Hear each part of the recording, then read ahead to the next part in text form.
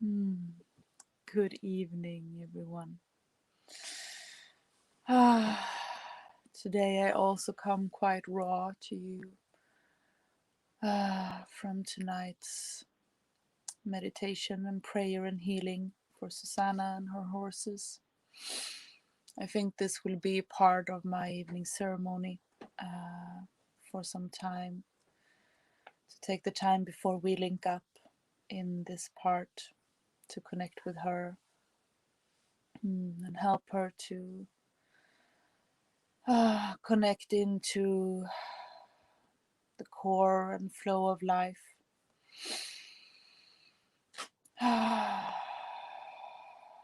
Today, the morning rune of Awat's guided the meditation was about the togetherness and the connection. I imagined all of us who connected today in that meditation, in that healing, like trees connecting with each other, being each other. And it was a beautiful feeling of being so held by her horses and so many horses that are connected through her. Such a gift, but I feel almost a bit dizzy. It's connecting that deep in that way, that sense. It's a way for me to also give myself over to the process and the universe and the collective and the togetherness. And some days can be a bit hard for my ego and the parts of me that wants me to be an individual and not be connected to anyone else. And I'm not saying I'm not an individual, but it's also something big in that connectedness. Today I'm also lucky to have parts of my tribe here physically. So I get to read to so many of you today.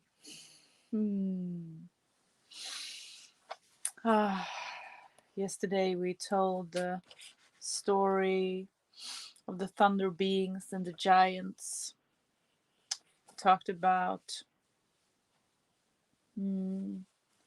trusting that you are always held, but asking for the support you need to be in the connection and the communication with the universe. The indigenous teachings of the West are powerful because lessons of this sacred direction are rooted in the most elemental parts of what makes us human. The West represents the full spectrum of our raw human emotions. It represents our first medicine of water. It's the sacred direction that holds the space for our joy. And it's the direction that holds two of our greatest morals and virtues as a human: humility and humbleness, both held together by sincerity. Sincerity is the keystone trait that provides the strength in our relationship with the spirit world. Our prayer is often the strongest when we're experiencing our greatest fear, because that's when we're praying with pure sincerity.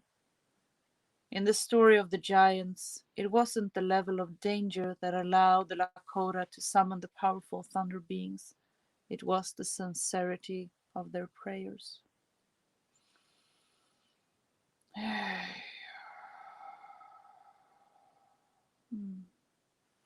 Indigenous virtues, humility and humbleness.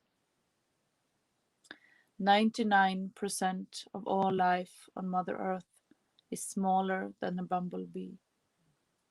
And if we remove anything from the natural order of our Mother Earth, no matter its size, something else will suffer.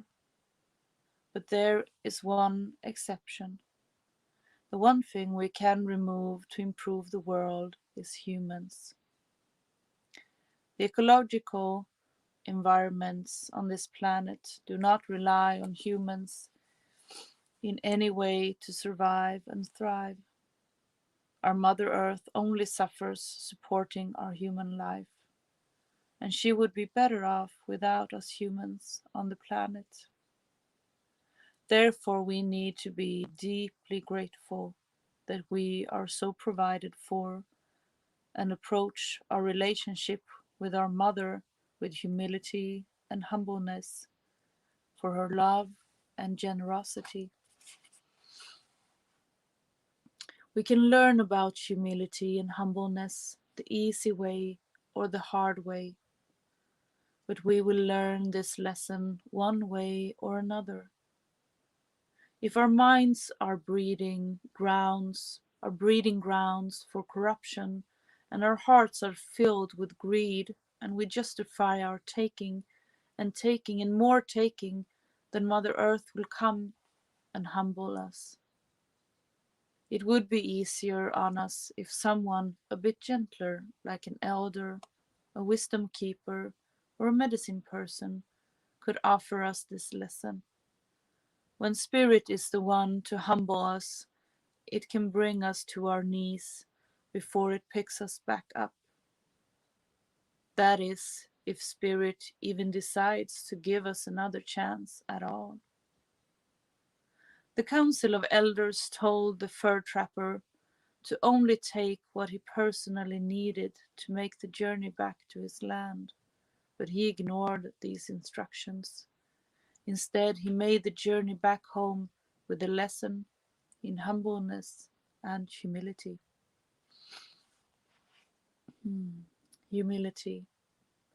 There's a thin line between confidence and arrogance. It's called humility. It's been said that humility is not thinking less of ourselves, but simply thinking of ourselves less.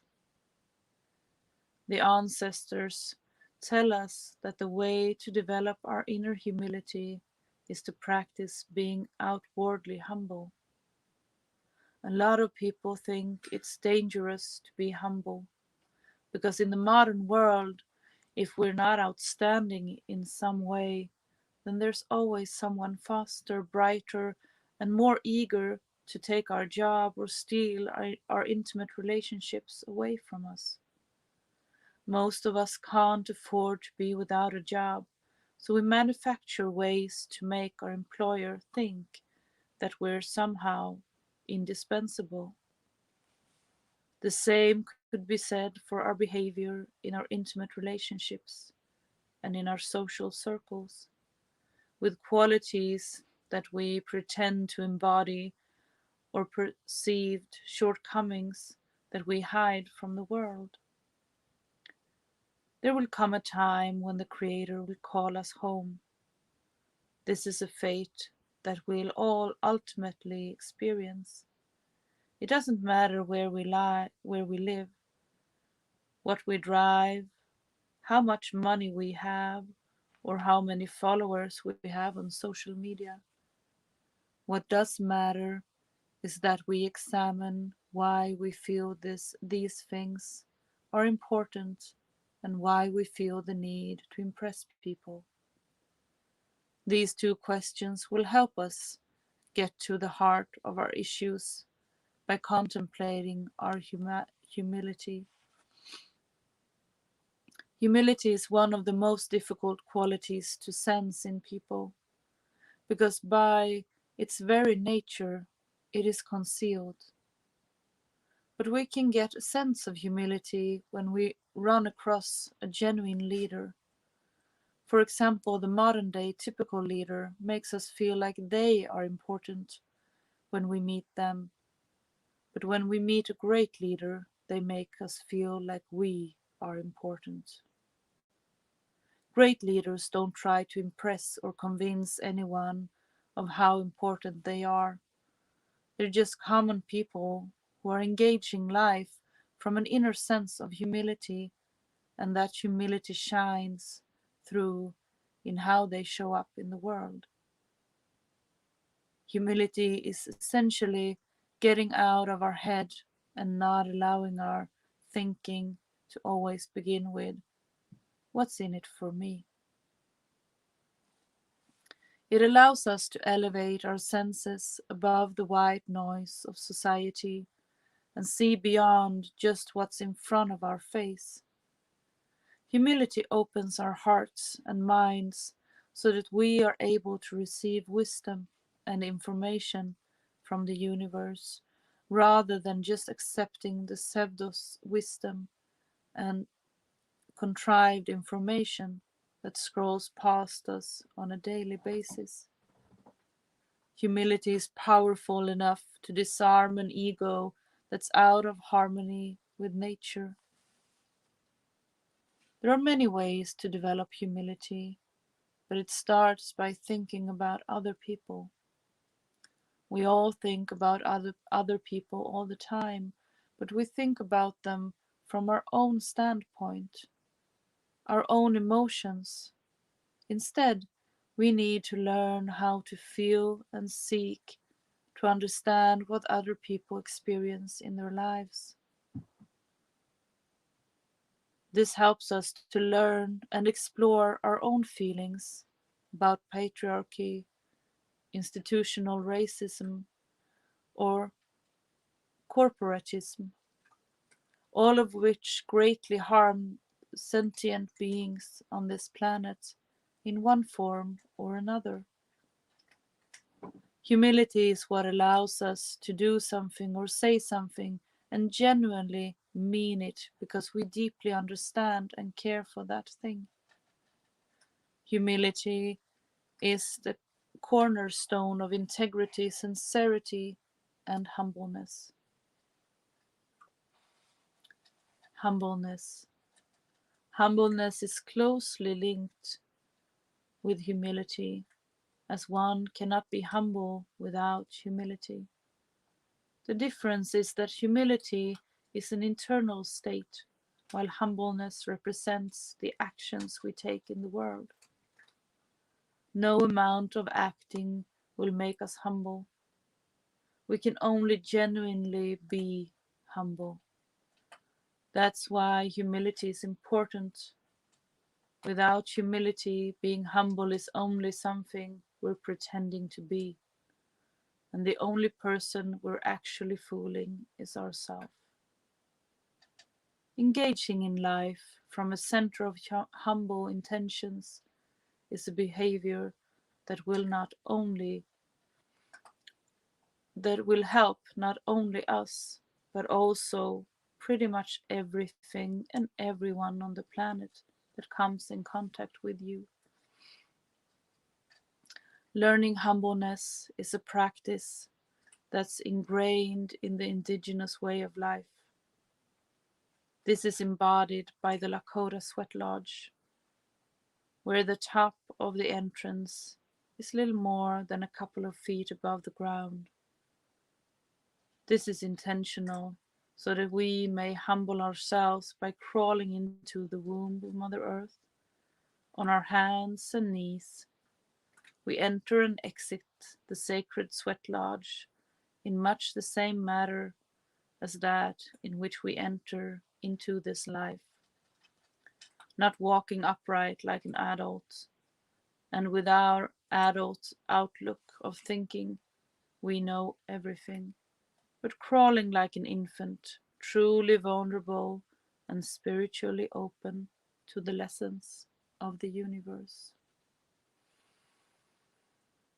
I think that's a beautiful place to stop.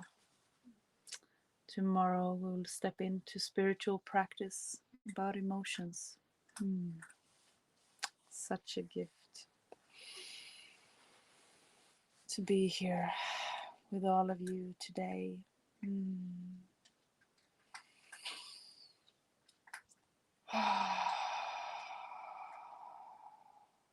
Thank you so much for taking your place in this circle, connecting it with all of your circles and all of ours, creating this infinite movement of life and connectedness. So much love.